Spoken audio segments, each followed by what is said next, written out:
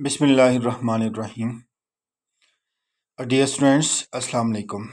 Gulistan Urdu channel में आप सबको खुश आमदीद कहते हैं और ये उम्मीद करते हैं कि आप जहाँ कहीं भी हों बखैरियत होंगे। अज़ीज़ तलबा व तालिबात, आज के इस वीडियो में हम ग्रामर का एक हिस्सा पढ़ेंगे। गुज़िश्ता वीडियो में हमने कलमा और मुहम्मल के बारे में पढ़ा था। आज की इस वीडियो में हम कलमा और कलाम के बारे में पढ़ेंगे। तो कलमा और कलाम ये लफ्ज़ मौजू की अक़साम हैं। लफ्ज़ मौजू की दो किस्में हैं, कलमा और कलाम।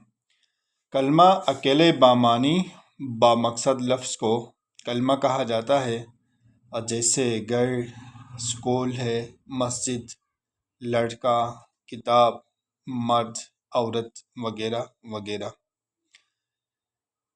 कलाम ये दो या दो से ज़्यादा बामाना अल्फाज के मजमूए को कलाम या मुरक्कब कहा जाता है। जैसे अच्छा बच्चा, नेक आदमी, छोटा बाग, प्यारा वतन, खूबसूरत फूल, गरम चाय, ठंडा पानी, मेरा वतन, मेरा स्कूल वगैरह वगैरह। अज़ीज़ तलबा, आज की इस वीडियो में हमें ये भी पता चला कि कलाम का दूसरा नाम मुरक्कब है। अब हम आते हैं कलमे की अक़साम की तरफ। कलमे की तीन किस्में हैं, इसम है, फ़ेल और हर्फ है। इसम वो कलमा या लफ्ज़ है जो फ़र्द, इंसान, हैवान, जानवर, कैफियत, जगह या चीज़ के नाम को ज़ाहिर करे। इसम अकेला अपने मानी देता है, इसमें वक्त शामिल नहीं होता। जैसे किताब, लड़का, बाग, दरिया, पहाड़, पाकिस्तान, उमर, उस्मान, फातिमा वगैरह वगैरह। इसम ये फ़र्द के नाम की जगह भी आता है, जैसे ये, वो, तुम, वही, हम वगैरह वगैरह। बल्फाज दीगर इसम की तारीफ़ हम ये भी कर सकते हैं कि इसम वो कलमा है जो किसी शख्स, जगह या चीज़ का नाम हो। जो किसी शख्स, जगह या चीज़ के नाम को ज़ाहिर करे वो इसम कहलाता है। अब आते हैं कलमे की दूसरी किस्म फ़ेल की तरफ। तो फ़ेल वो कलमा है जिससे किसी काम का करना, कराना, होना या सहना ज़ाहिर हो और उसमें तीनों ज़मानों माजी, हाल, मुस्तकबिल में एक के साथ ताल्लुक़ पाया जाए। जैसे आता है, आ रहा है, खाएगा, पढ़ती थी या पढ़ चुकी थी वगैरह वगैरह। और फ़ेल की तारीफ़ जिस तरह हमने इसम की तारीफ़ बअल्फ़ाज़ दीगर कह के की थी, इसी तरह हम फ़ेल की तारीफ़ यूँ भी कर सकते हैं कि फ़ेल वो कलमा है जिसमें किसी काम का करना या होना ज़ाहिर हो जाए या वाक़ई हो जाए और इसमें तीनों ज़मानों में से किसी एक ज़माने के साथ इसका ताल्लुक़ पाया जाए। अब आते हैं हर्फ की तरफ। हर्फ वो कलमा है जो ना तो कोई इसम हो और ना ही फ़ेल हो। हरफ इसम और फ़ेल को मिलाकर फ़िक्रे में ताल्लुक़ या रबत पैदा करता है।